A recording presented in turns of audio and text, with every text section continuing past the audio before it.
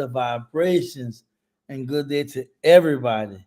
This is Major with Major TV in conjunction with news, facts, and comments. I have my lovely host, Okodi Tamore. How you doing, sister? I am doing fantastic. Great to be here. This is an excellent topic. Ready and eager to get into it. We want to thank everybody viewing. Please like and share this live. We're about to talk about something very, very important for a lot of our people that have our money in the banks. And this time we're talking about are the banks stealing money from you? Cody brought it to my attention a few days ago, and I was a victim of it myself. When we was talking about it behind the scenes, she was surprised to know I was a victim also. But let's talk more about it, Cody. Can you share with the audience your reasons and why we should talk about this? Right. So a couple of days ago, I was scrolling through IG and I came across Jamal Green's Instagram post. Now, for y'all that don't know, Jamal Green was someone that ran for public office, but he attempted to go into the bank. And I'm gonna go ahead and share the screen so you can see what happened in his case. We could read that together, and then we could go through a couple of the comments that that he got in response to his post. So he said, pissed, y'all, why a bank froze one of my accounts today? They didn't know who they were messing with. She said she froze it because she wants to ask questions about my money and who I'm giving it to. I explained I'm under construction. These are contractors. I said, do you not see names like plumbing on the checks? She then proceeded with a large attitude and said, I searched the address and it looks like a residential building. I said, ma'am, it's commercial. She then pushed back saying, are you building on it? Because it looks residential. I said, ma'am, how are you going to tell me about a building I own? Then she proceeds to tell me how I needed to provide her documentation of every transaction. I said, ma'am, you are talking to me like I'm doing something illegal, right? So she said, not, it's like he said, so I'm doing something illegal, not like I'm a customer, and it's about to piss me off. What documentation do you need? So that's what he said in a nutshell. I'm trying to get to the next page. So then she proceeds to tell me how I needed to provide her documentation of every transaction. So she says, I need a contract for all of your contractors to verify you're doing business with them, full stop. I said, you are out of your mind if you think I'm going to show you my business where I'm using my money. These banks have no authority to ask you about your money. Don't stand for it.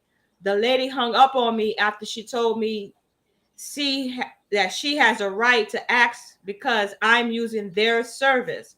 But I told her she can feel free to close the account and get all my money ready to go to another bank so I can use theirs. And he says, I'm so pissed.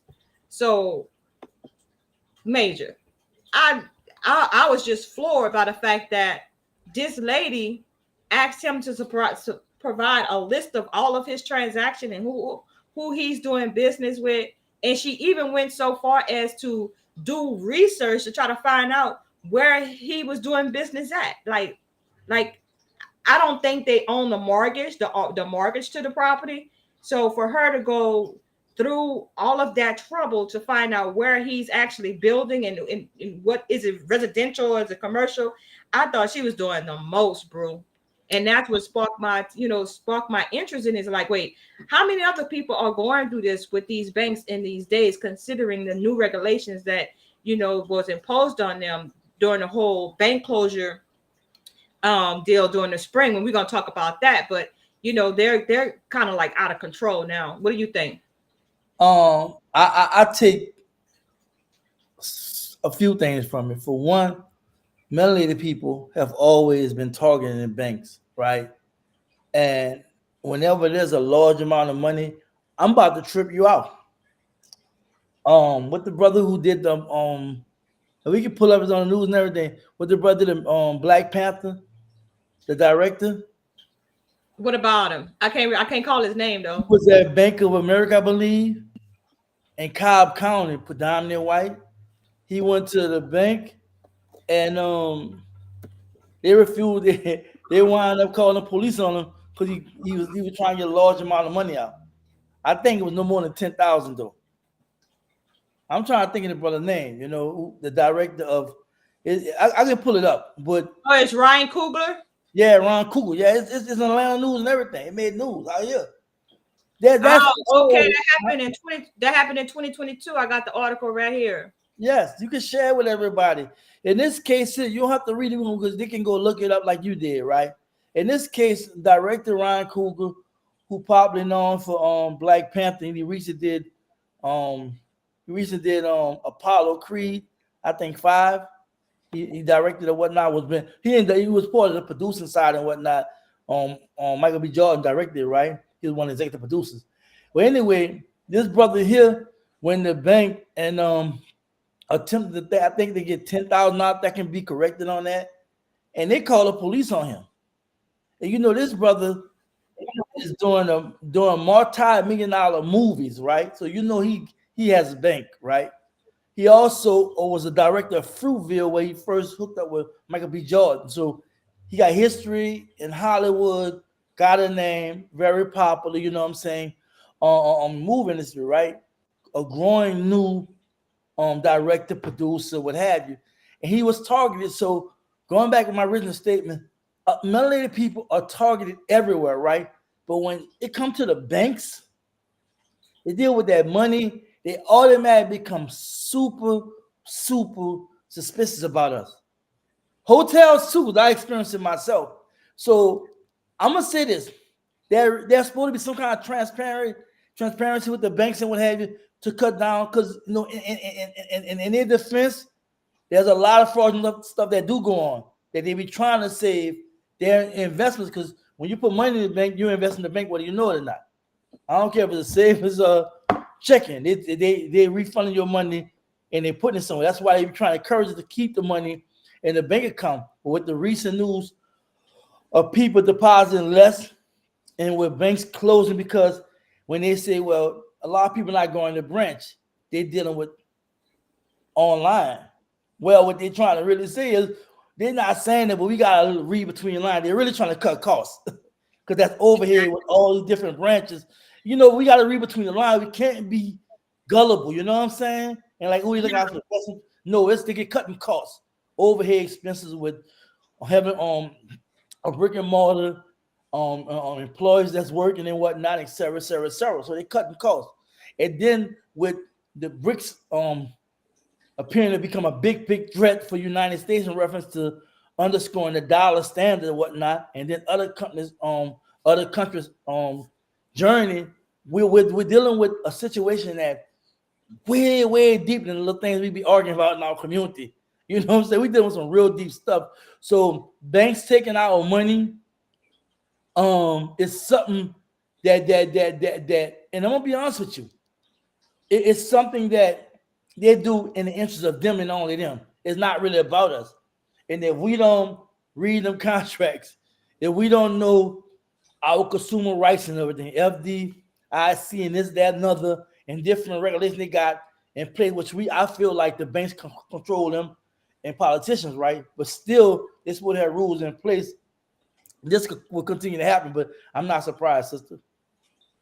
Right. So like that article that we were talking about earlier with the sister that got the $30,000 grant. Can we go through that to that article? Because Yes, that's yes. just recently, and that happened in Houston. And it's like backdrop, make a long story short, but we're gonna get into the article right in detail. Um, Go ahead, Major. Just go ahead and run the article. Okay.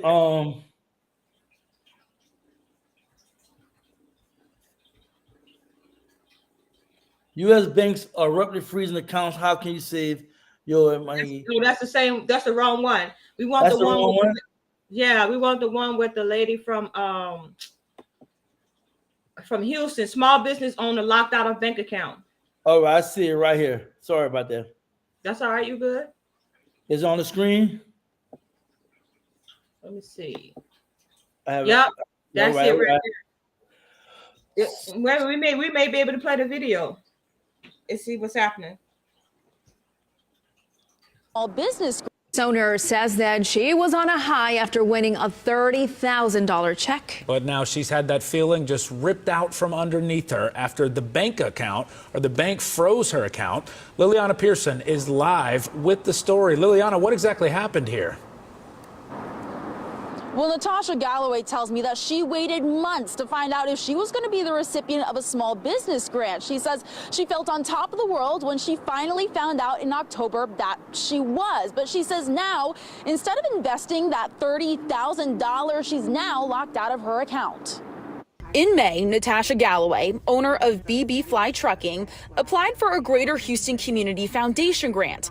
After months of waiting, the good news came in this email on September 29th. I can pay my truck off, and then I wanted to buy a trailer and then buy commercial property so that I can park my equipment on it. On October 25th, Galloway got the check and brought it to her local Regions Bank branch. She took out about $500 that day, and the rest she was told would be made available on November 3rd. Then she was told her check was suspicious. They needed 3 months to investigate and froze the entire business account. And it shouldn't take that long to verify a check. In a statement from the Greater Houston Community Foundation, they confirm Galloway was a recipient and say they confirmed with Regions Bank on November 6th the check was legit. But Galloway says she's still unable to access any of the funds in that account. I asked them that question too. I said, why are y'all freezing my account? What is the reason? And they just said it's because of this check. It's suspicious. Galloway says she was told the investigation would take 90 days. That's time she doesn't have. Without access to the check, she says one of her 3 trucks was repossessed, setting her back. I'm sitting there looking at it every day. I'm like, wow, there's money sitting right there and I cannot touch it. And in a statement from Regions Bank, they told us that they're unable to discuss individual clients' banking information, but said that they will look into this investigation. Galloway telling us she's frustrated to know this headache is now going to stretch into the new year. I'm Liliana Pearson, ABC 13 Eyewitness News. So as you can see, that was totally messed up. And now her truck is going to be repossessed. And the only thing they can tell her is that, oh, well, the check looks fraudulent. And even after the people already said, no, this is a good check. We issued the check. It's a good check. They still like, nah, you can't have your money. Wait till we finish our investigation. What exactly are you investigating? That would be my question. Sadly, banks for years have been doing this. I wish I'd have covered this, but next time Clive come back on I want to talk about it. People gotta understand how wicked banks have been, and why Abe Lincoln had a big issue with them in the 1800s, right? Because there was so much fraudulent stuff going on. Banks was creating money out of thin, and they was doing all kind of stuff, right?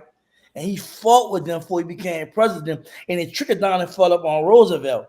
And we got to understand how banks been working, the history of it.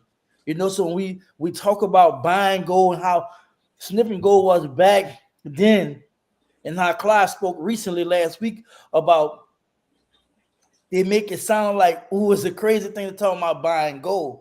But we forgot the value of gold. And I did agree with Clive that we was more educated back then than we are now. The propaganda that's spewing out community, things that we talk about, things we entertain, things we think we know, we really don't be having a clear understanding of what's going on. But going back to what the situation with the young lady, there's just another oversight, another overreach, and now they're gonna bring her through. They're gonna bring her through the hurdles, right? And when you're talking about, like you was talking about, going there illegally, you can't do it by yourself because, for one, the banks got over as you can't sue for so much, and then sometimes you get expensive with legal fees. But and I'm glad you brought that up, because a lot of people go in there and they open up accounts. So you trust in this individual institution to hold your money, your hard-earned money, and then down at the bottom of the contract in very fine print, they tell you, no, you can't sue us, but we'll go to arbitration with you. Right? So you have no other recourse than to just file. You could just file a complaint if you feel like you've been harmed. But then how long does that take? And then not everybody is savvy with filling out forms in order to file a complaint. It's not as just easy as 1, 2, 3. Say I'm gonna file a complaint. You got to have mitigating circumstances, right? You have to tell them, explain to them in language that they understand why you've been harmed and what your harm is. And then 9 times out of 10, they're gonna take a long time and run you around the world to put, file motion after motion after motion before you can even get a judgment.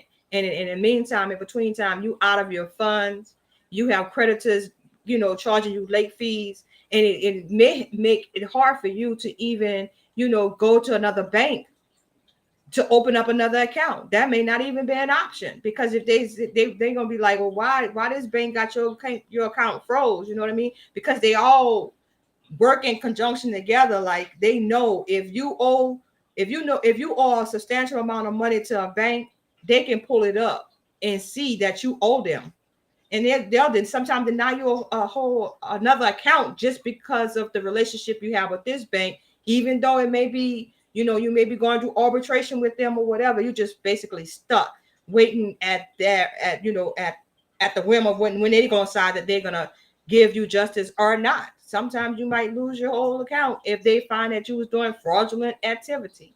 And I think they just have too much discretion in this hour. That's what I'm saying. Like judges and cops, the banks got too much discretion, especially with your hard-earned money. That's messed up. Imagine going to the bank and saying you want to make a withdrawal, and they're telling you no because we suspect something fraudulent going on with your account. That was the case of Jamal Green, and that's crazy. That's absolutely crazy. So a lot of people might be wondering, okay, so what does the Federal Deposit Insurance Corporation do, and what's their role? So if you want me to, Major, I could just like give a brief definition about how the FDIC has how they play a part in this, or if they don't play a part. Let's get a definition of the FDIC. All right, before I do that, I want to say this too. It should have happened to a lot of people. It happened to me a bunch of times. It is not just the banks. It's MoneyGram, Cash at Western Union. All of them are part of it. And like I told you, I lost like 10,000 like 10 years ago. It was longer than I think 15 years ago.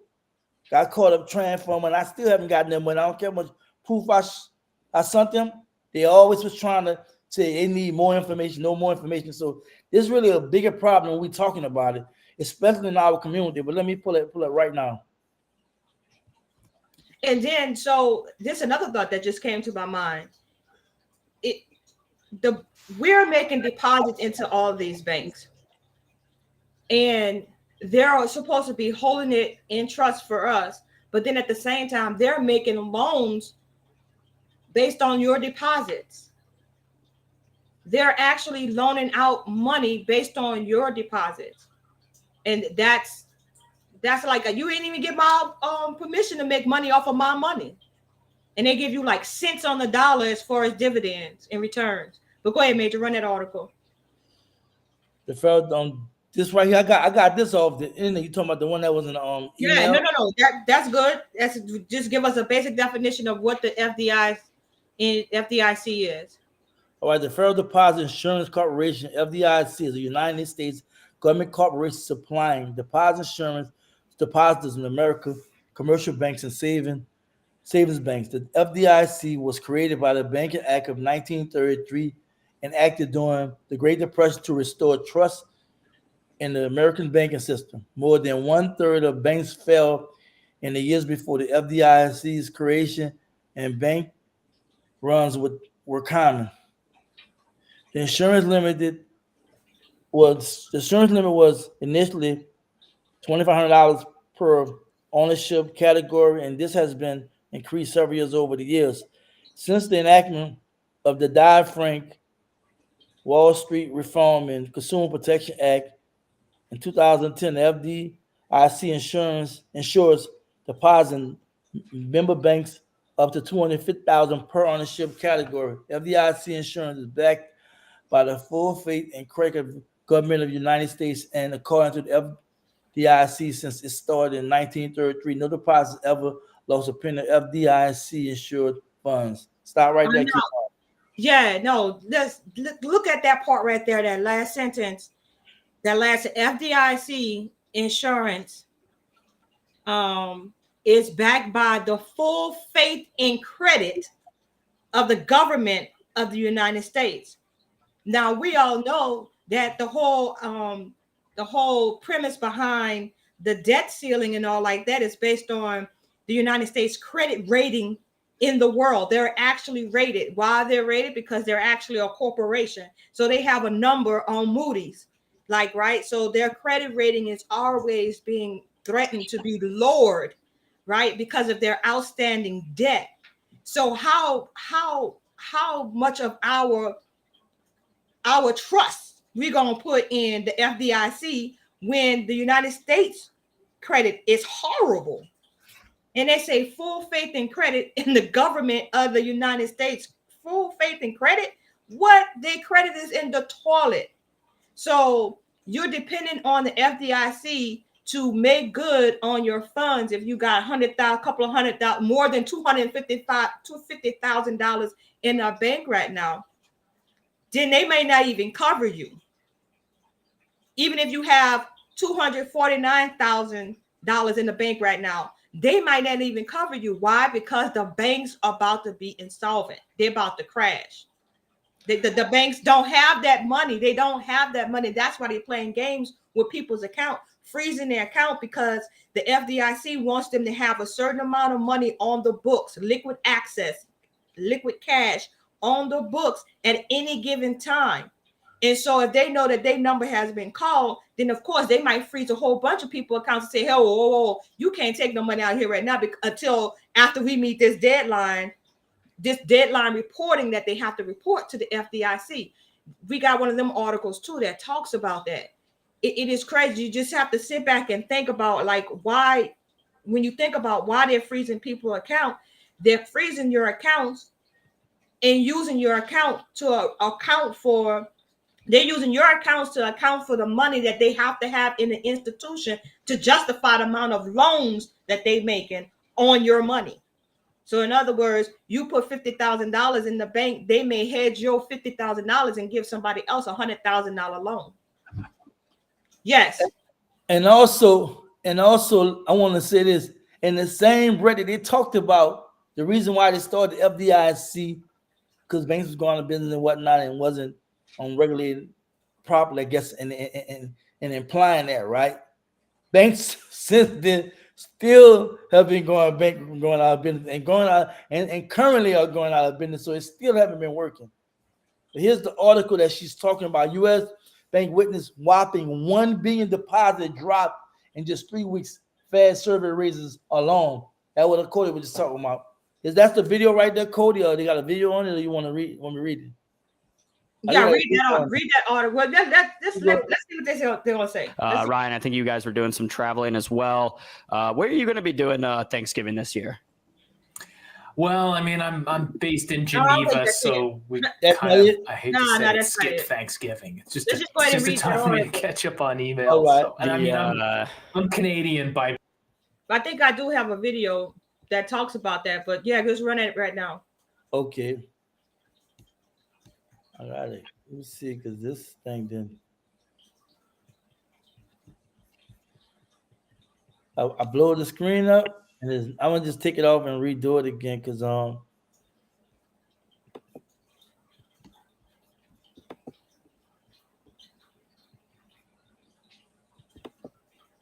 while you're doing that, I'm gonna play this quick video right quick.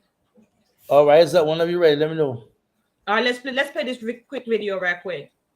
All right. So fair use. This is our commentary on this video. Fair use. No copyright claims. Let's go.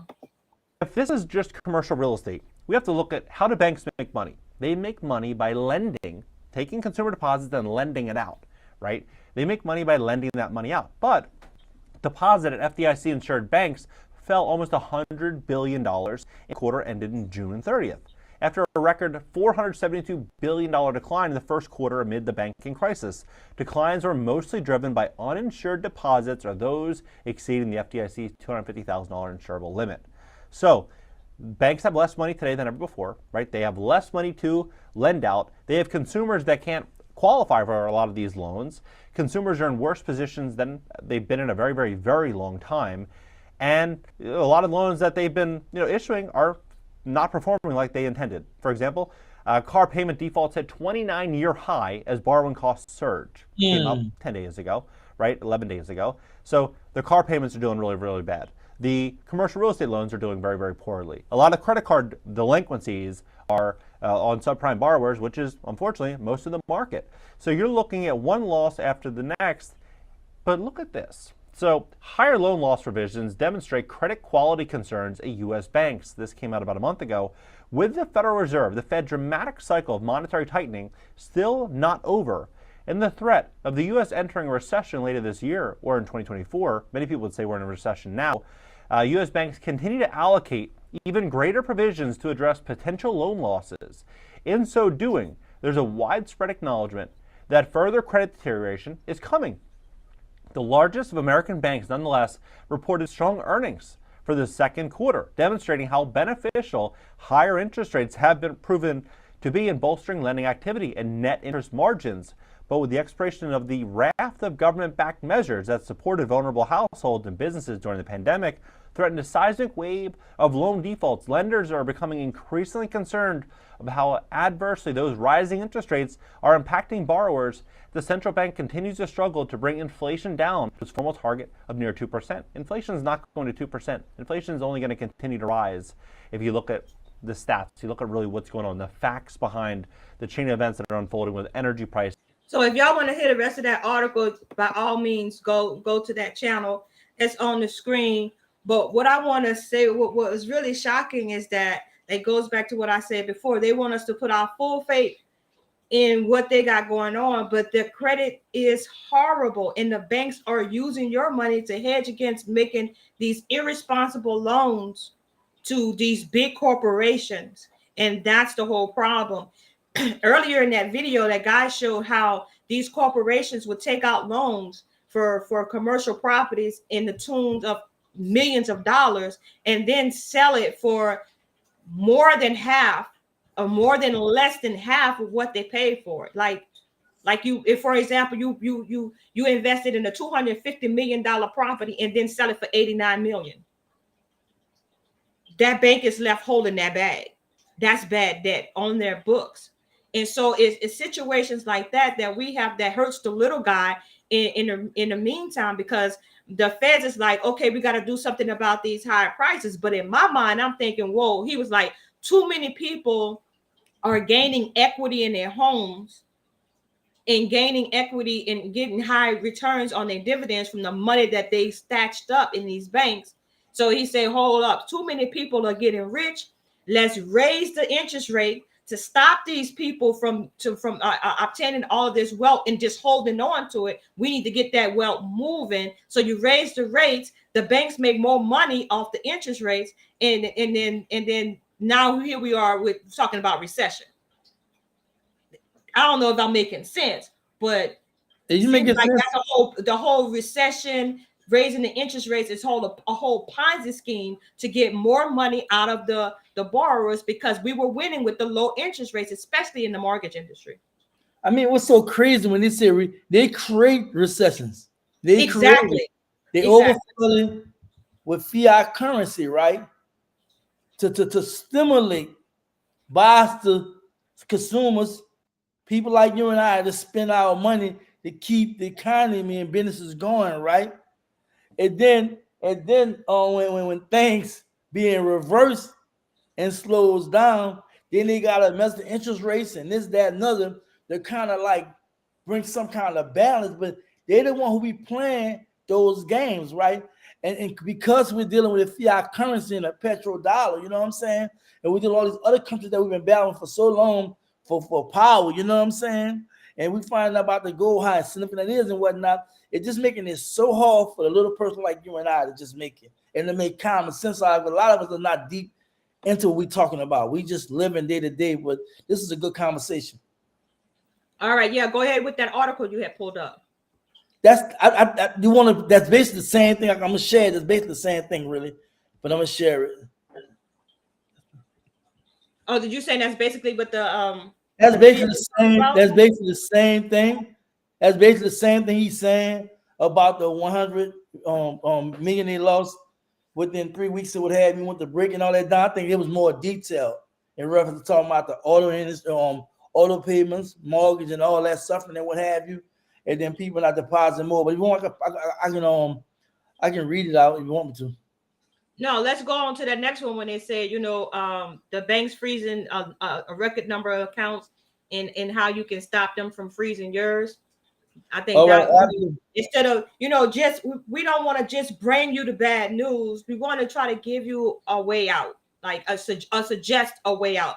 I'm not a financial guru, neither is Major. I don't have I'm not an accountant, not a certified public accounting, and neither is Major. But what we want to do is bring attention to the situation and then give you options. Like you have choices, right?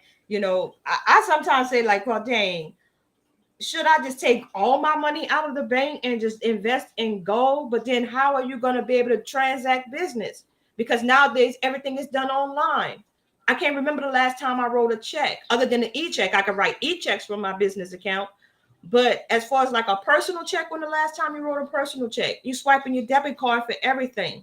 So it's kind of hard to say, I'm going to just deal in gold because nobody is trading in gold. Everything is being done online with the digital currency. So we kind of we have to be smart. And so hopefully this article will give you an idea of how you can be smart with your money, whether it be diversifying or what have you. So you got that article ready? No, we about to do the intermission first.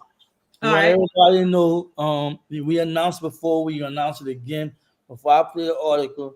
We want to let you know that News, Facts, and Comments is in conjunction with Major TV, and we're here to bring the latest news, breaking news, commentary, interviews, everything. We even trying to network behind the scenes, start some black investment groups and what have you.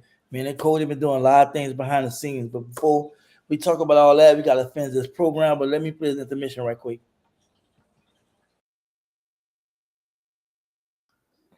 Good day, positive vibration. This is Major TV of Major TV. Let's talk. And I'm a Cody Speaks of News, Facts, and Comments. Cody and I met on social media in search of like-minded individuals. Now we merged together and to present to you New Black Media. We are leading by example, showing the people how working together can be beneficial. We are committed to highlighting the positive aspects of our community, as well as addressing the issues that plague our nation of people. We are coming together to provide solutions to problems in support of our followers. So follow us on YouTube at Major TV Let's Talk and News, Facts, and Comments.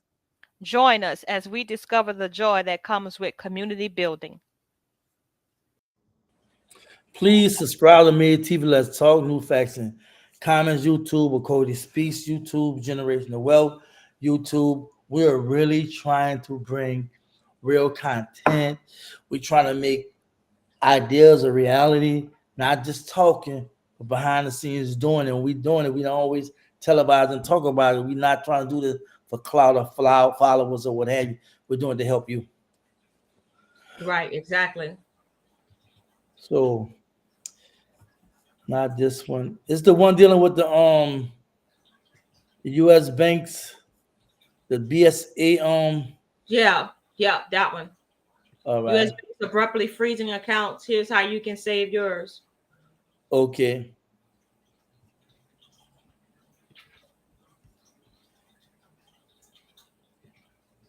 Yeah, so that was the comments in the comments on Instagram after Jamal Green posted his post and his frustrations with his bank. Man, just blew my mind. But a lot of people had a lot of good ideas, like going to dealing with, instead of dealing with commercial banks, deal with federal credit unions. But then I read earlier today that that may not even be an option anymore because the smaller banks might go down faster than the big banks. That's just what I read. You know what I mean? So let's go ahead on with this account. Okay. U.S. banks are abruptly freezing accounts. Here's how you can save yours. Customers are increasingly finding their accounts closed by banks eager to avoid regulatory scrutiny. According to a New York Times report by Ryan Lieber, banks are proactively closing accounts without notice, leaving customers stranded without access to their funds, often for extended periods. Banks like J.P. Morgan Chase and Bank of America use sophisticated systems to detect illegal activities, but these systems are often sensitive and can misinterpret ordinary customer activities as suspicious. As a result, customers need to manage their accounts carefully to avoid being falsely flagged as engaged in illegal activities. To avoid such mishaps, it's advisable to maintain a consistent pattern in our banking transactions. According to Lieber, a predictable flow of income and expenses can help you clear your bank's radar. Furthermore, when opening a bank account, make a large initial deposit can be a red flag since banks may take into account one's employer arrest record to determine whether the deposit is suspicious. While incidents of mail theft and fraudulent check rising, banks have responded, also tightening their fraud detection algorithms. To minimize your risk, consider limiting your checks and be mindful of how you mail them. If necessary, opt more for secure methods like taking them directly to the post office. Lieber also noted that it is important to understand that what could trigger a bank's suspicion. For example, the American Bankers Association identifies certain cash transactions as red flags, consistently making cash deposits of just under $10,000 to avoid legal reporting requirements can mark your account as suspicious. More importantly, communicating significant financial changes to your bank can be particularly beneficial. Lieber said, I think I pronounced the last name right. In the event of account closure, Lieber said it is important to stay calm and approach the situation rationally. If available, you should try to visit a bank branch and discuss the issues politely. Emotional outbursts or aggressive behavior are unlikely to resolve the issue and may escalate the situation. So that really didn't tell you nothing much, but just to go talk to the same people who trying to keep you from accessing your funds. Did you notice how they said that, a felony record could throw up a red flag if you all of a sudden start depositing large amounts of cash? So my thing is this: number one, what do they consider a large amount of cash? Because, for myself, I don't have a felony record, but I work in real estate, so my commissions checks usually are more than $5,000. You know what I'm saying? Round about that, you know what I mean? So if I get a commission check, let's say $6,000, and I make that deposit, are you gonna look at me strange? Like, are you gonna actually run a background check on me? You gonna actually go in my file and say, hey, does she have a criminal record? And do I give you permission to run a criminal background check on me when I open up a bank account? I don't remember reading that in the fine print, but that's what that article just said, that having a felony record, a criminal background could throw up a red flag when you start making large deposits. That's just something for us to think about. I just got questions. Do we give them permission to run a criminal background check on us when we open up a bank account? Do you ever remember seeing that, Major, in the contract? No, I don't. That's the first time I heard that, but I'm gonna let you know a lot of our experience, right? And the advice they're giving is true. If you know you're going out of town, let them know if you make a large purchase. Because is the algorithm they was talking about, right? If you make a commission, for example, $3,000, $4,000, $5,000, that ain't that won't trigger nothing. But let's say you deposit like 10,000 or better, that'll trigger. See, every week we get paid every 2 weeks, or we deposit money every day. We dealing with computers now. We dealing with computers, and they following algorithm. You know what I'm saying? And like just like the stock market, when stock market drop, it triggers. Or it go up, it triggers. So that's the same thing. Stock market number the computers neither, right? But once it triggers, humans see it and they respond. And in most cases, it's already flagged. So as soon as it trigger a high deposit, the computer automatically put a stop in your account, put a hold on your account. Then you got when they're fraudulent, they'll text you or call you. Delta Community Credit Union too, they'll text and call you. And I ain't gonna lie, in fairness, because of fraud being so high now, that's a safety net they're trying to put in it. You know what I'm saying? To avoid that, but at the same time, it's at the mercy of you being in a destitute situation where you need your money, you can't get it because they flagged it, right? So for me personally, it's a system set up that's supposed to benefit us. But the advice they're giving, I was told that a long time ago, and I advise everybody definitely. If you know you about to deposit a large amount of money, or especially you out of town or whatever, and you know anything above 10,000, they're gonna report it to the Fed. So you know they're definitely gonna try to like I deposit like over $500. You know, like I said, I do like an online deposit. They'll hold a few days to verify, as opposed to if I submit $100 or something like that. I want to say something. Yeah, so I can recall one time I went in there with a large check, but I had tens of thousands of dollars in my account. And I just had this one little measly $3,500 check. And I said, I don't want to deposit it. I want to cash it. And it was like, no, we can't cash it. Even though I had the $3,500 in my bank account and more, they said, no, we can't cash it. We can't give you all of it right now. We could give you some of it. And then in 3-5 business days, you can get the rest. And I'm like, wait, but I already have $3,500 in my account. I just want to cash this check. It was like, no, you can't cash it. Because they got to verify. That's like you go to check cashing page. Before they catch the check, they verify and they calling. That's just the verification part. And they don't want to hand your money against it. They want your money in that money. But so exactly. That's my whole thing right there. So like first, let's say they get 3,500. 3,500 go bad. They still got it right there. They still got it right there because it's in my account. Right? I know, but they're trying to make money. So they still losing $3,500. You know what I'm saying? Bad business. How you probably thinking? And it's bad business. It's like, okay, so that's greed. So in all actuality, we're loaning them money. We're loaning them money because they're taking our money and hedging it against other loans and on the stock market. They're a corporation, so they rated on the stock market just like you, and it's based on what? The liquid cash deposits. That's why all of them about to go out of business because they ain't nobody's depositing their money no more. Because of check fraud, you gotta realize that's because of check fraud, though. That was not in fact, that's because of check fraud, because check fraud is big. So I get what you're saying. But if you had a bank, you would probably have that same thing in place. You're gonna say cash no check without verifying it. That's why I give you some of it to verify. To me, it's okay. So I used to work at a credit union, right? So to me, it's like you can, when you get that check as a banking institution, if it's a large amount, you can tell that customer, hold right there. Let's go to the bank, get on the phone and call that institution and verify if the funds is there. I used to get the bank tellers since 1928, man. Say what? Say what? Say again. What?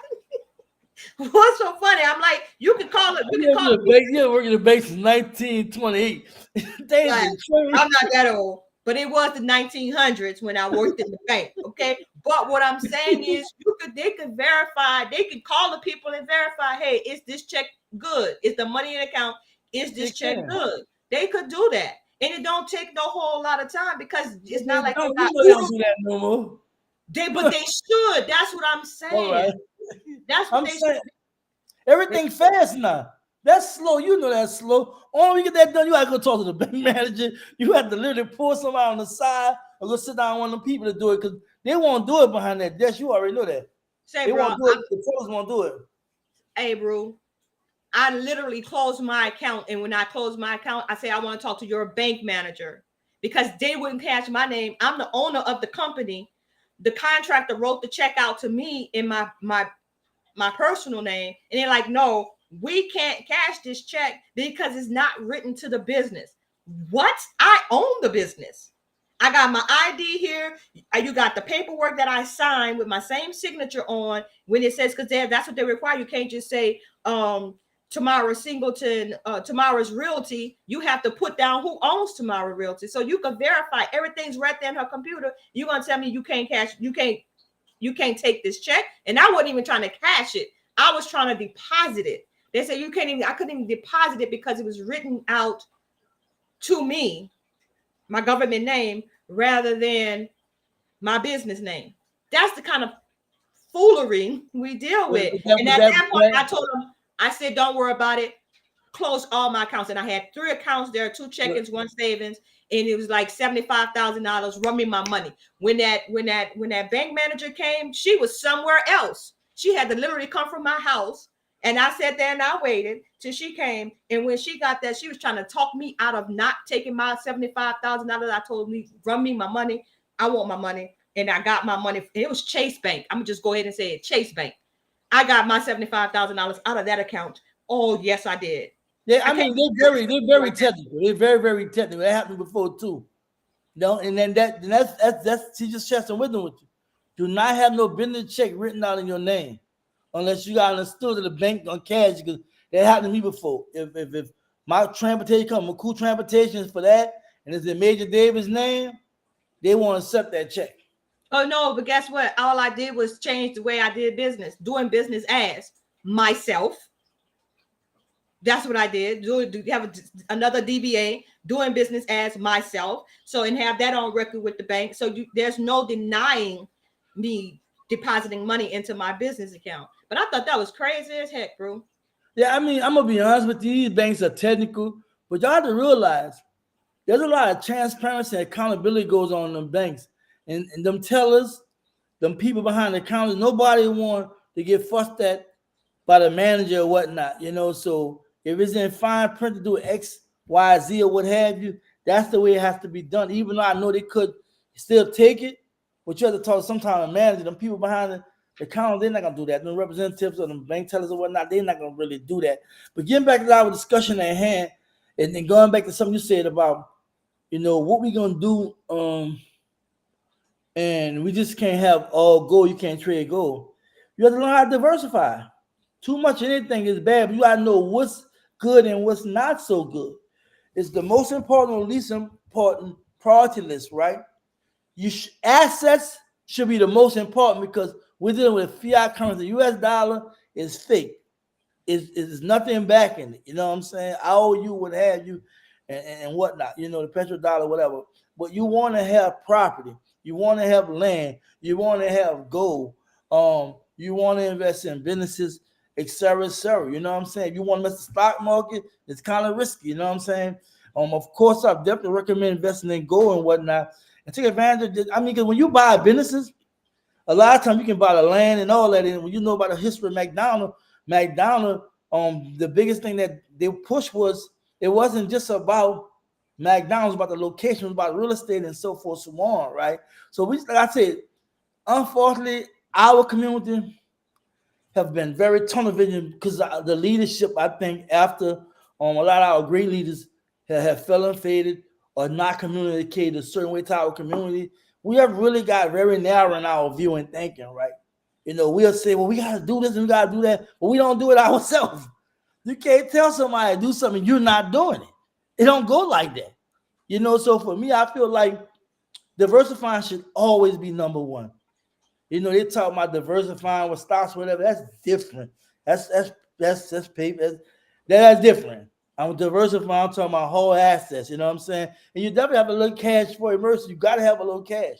You know what I'm saying? Until the dollar just evaporate, no more. Keep you some cash. I don't even say a whole lot, but they say normally you should have 3 to 6 months living expenses. You know what I'm saying? Come all your bills that month, right? I mean, for 1 month. If it's like 5,000, you want 15,000 for 3 months. If you're doing 6 months, 30,000. You know what I'm saying? If your bill's 10,000 for 3 months, you want to have 30,000. 6 months, you want 60,000. That's how you gotta think for emergency with cash. We shouldn't have a whole lot of. If you got a whole lot of cash in the bank, you're tripping because only insured the $250,000. Everything else is not insured. And after we just showed y'all how these banks are losing deposits, closing and closing it down, you shouldn't even be trusting the bank. If you haven't got no land, get some land. You haven't got no property, get some property. You haven't have no business, start a business. And I ain't gonna lie, running a business is not easy. So I'm not gonna tell you rush out there and get a business. You might have to take some courses. You might have to follow somebody tutelage or what have you, and then find out what's trending, or find out if you could be a trendsetter and do something different.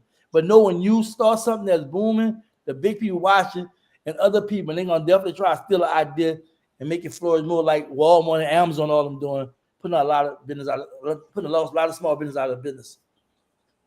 Right. Well, with that, Major, like let's go through the comments and see what our other brothers and sisters have to say about this. Have a few people in the chat. We want to say thank y'all for joining us and participating.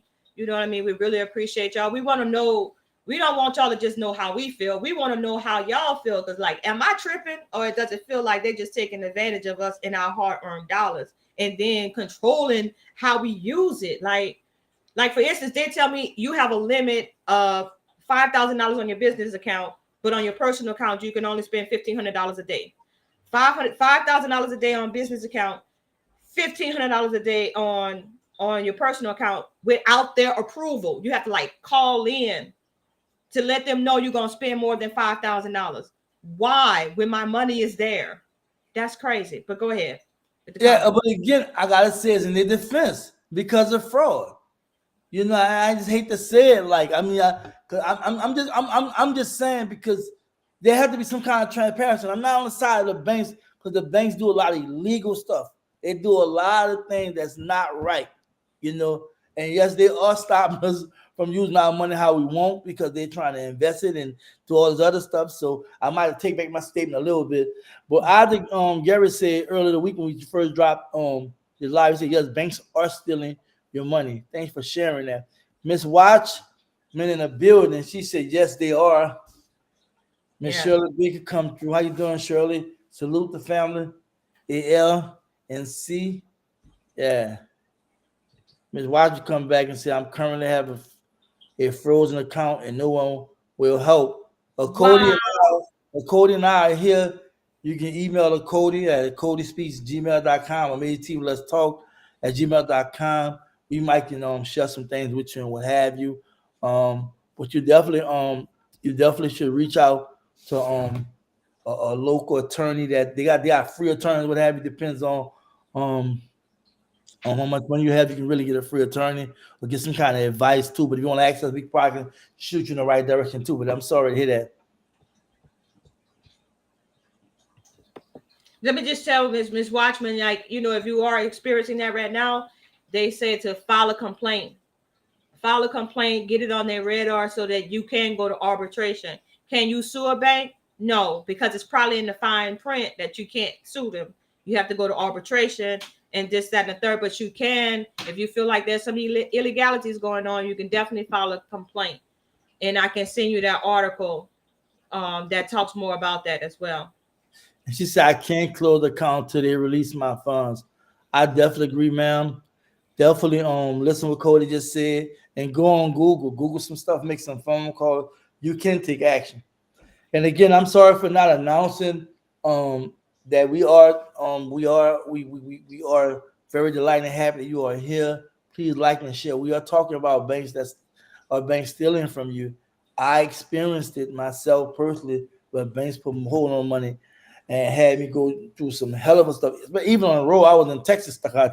They worked. They took the hold off me, but it was crazy.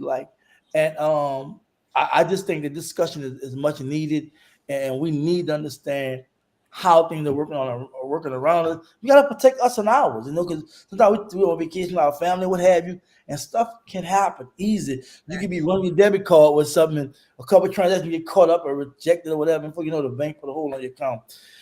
Brother Key, come through. How you doing, brother? We need our own everything. Stay tuned. Organizations coming soon. Thank you, too, for bringing the news. Peace and blessings, everyone. Sister Wiseman, Sister Baker, etc. Thank you, brother, for that comment. Sister said facts. Saying back at a Cody Speaks.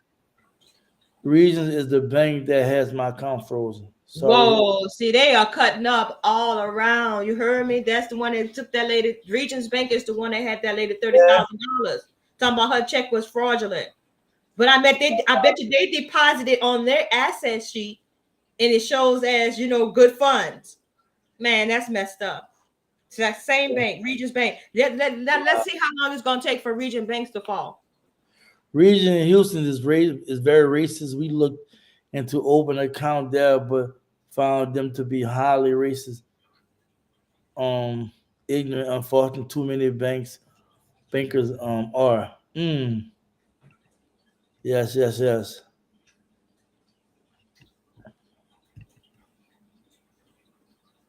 There's no phone number to reach anyone at that location.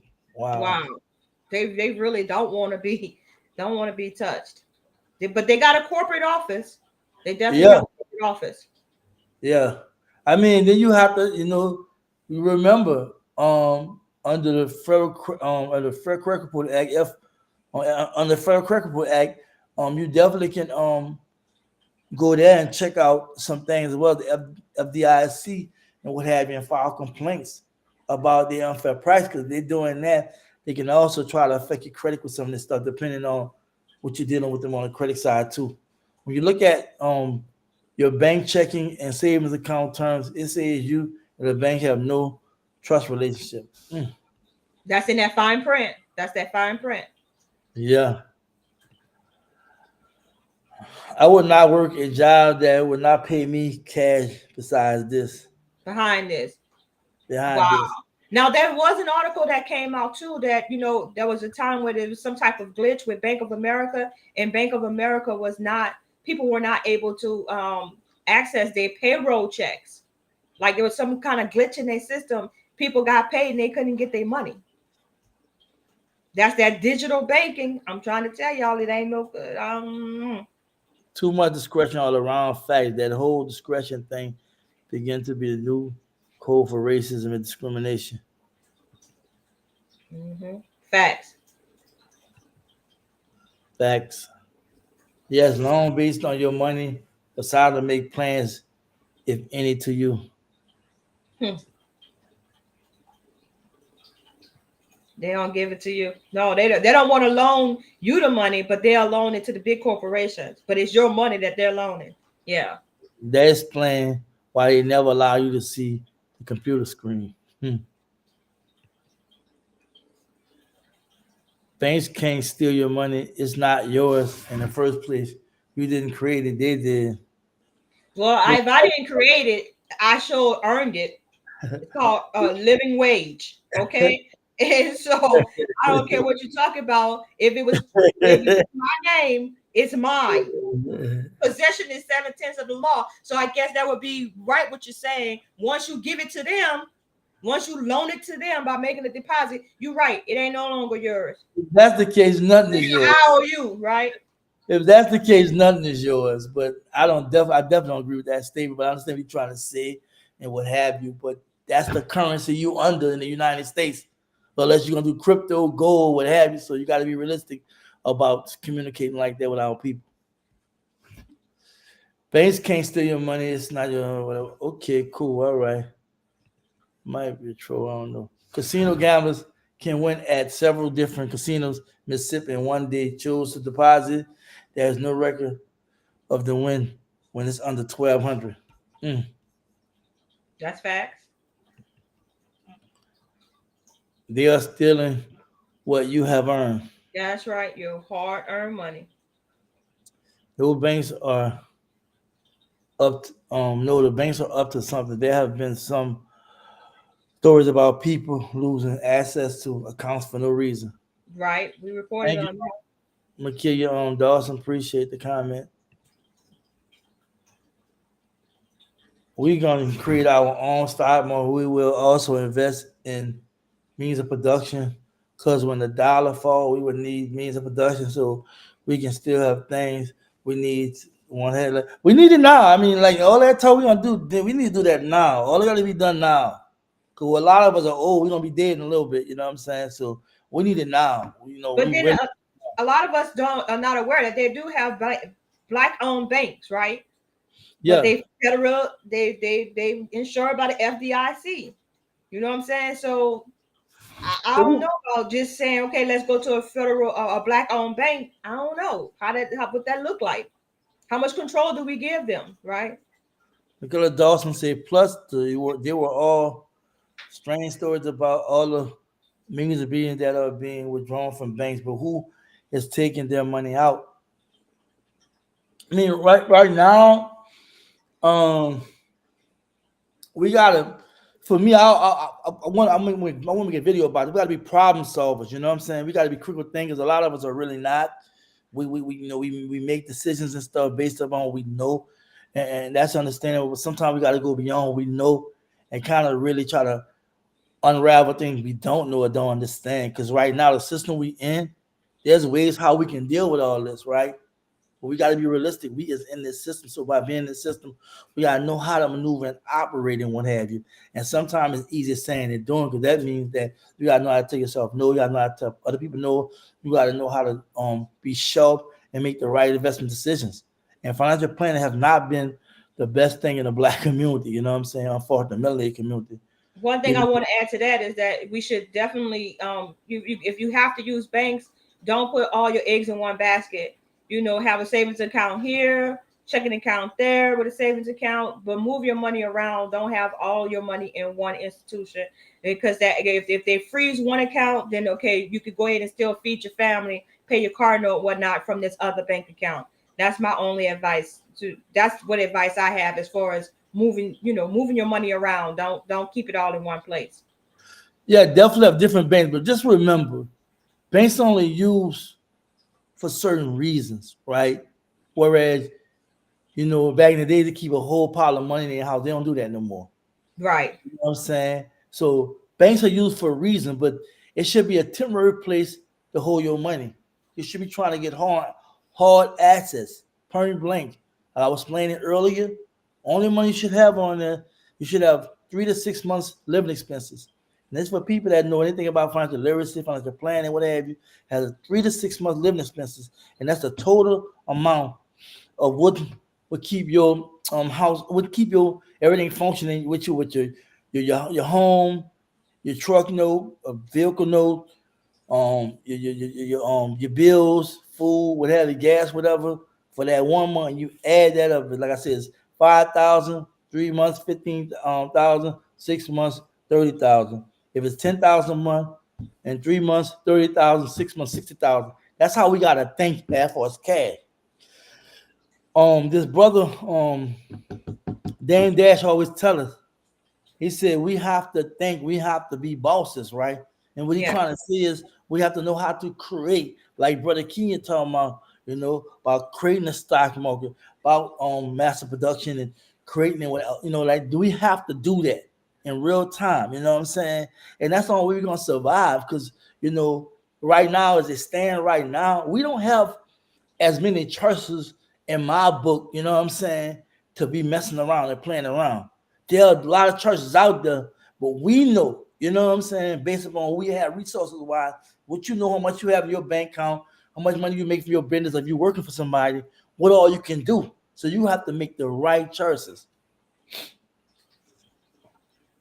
You got some more comments coming through.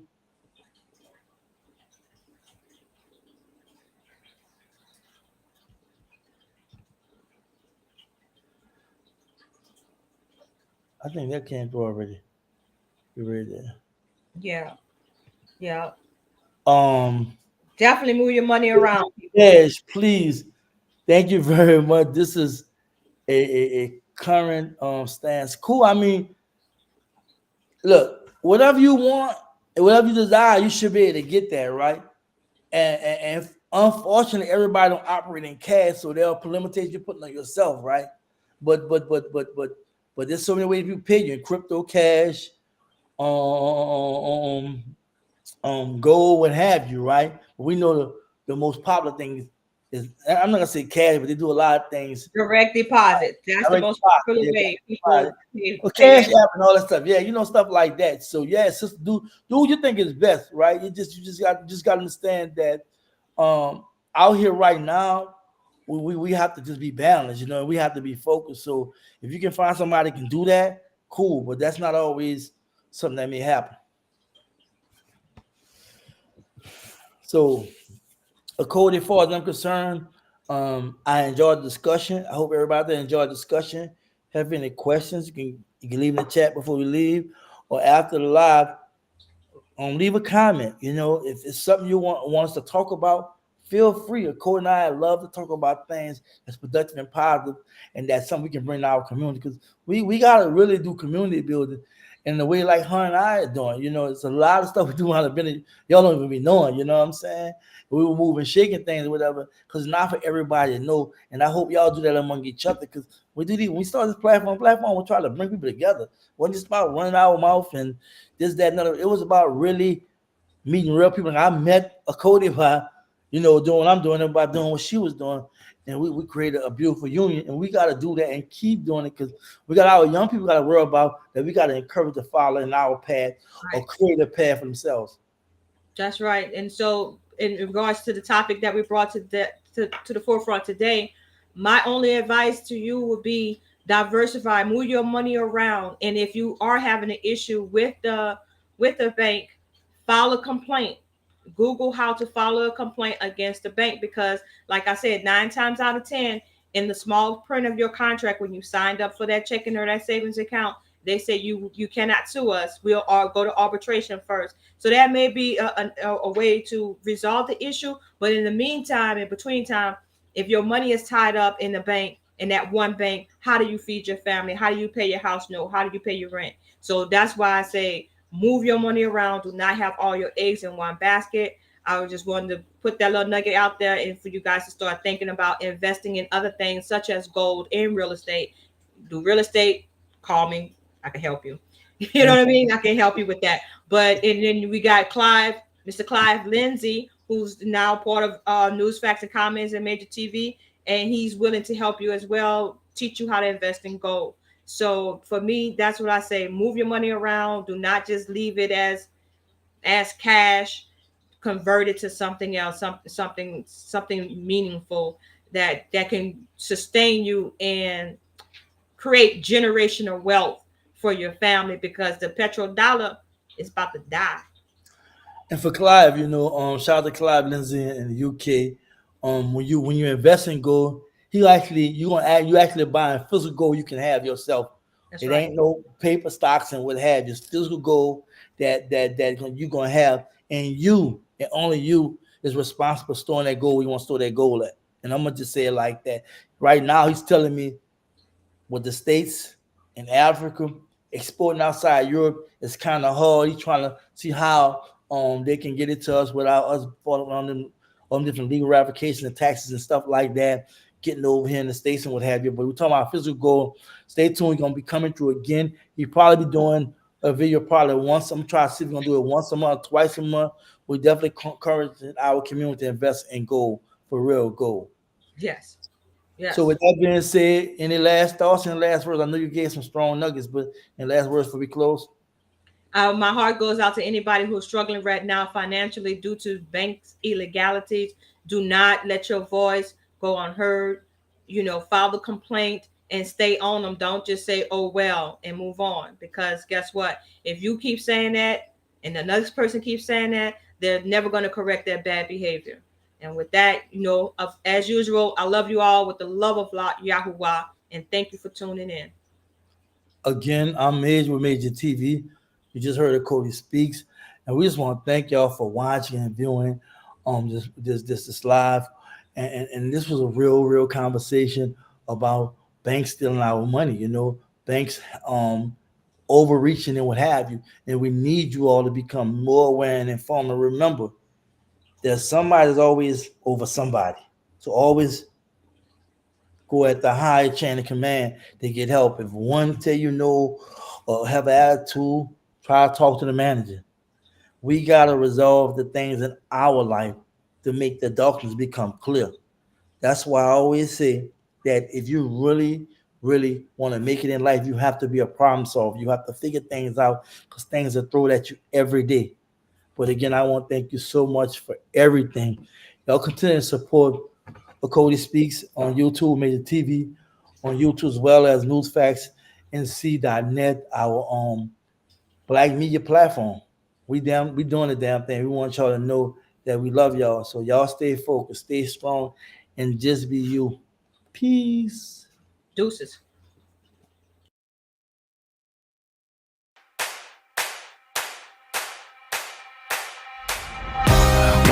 money, you know what it is. 2 for the show, yeah, we shut it down. 3 just to make sure you ready. 4, let them know that we run this town. 1 for the money, you know what it is. 2 for the show, yeah, we shut it down. 3 just to make sure you ready. 4, let them know that we run. Ladies and gentlemen, welcome. You are now tuned in to the greatest. The greatest of all time. The greatest of all time.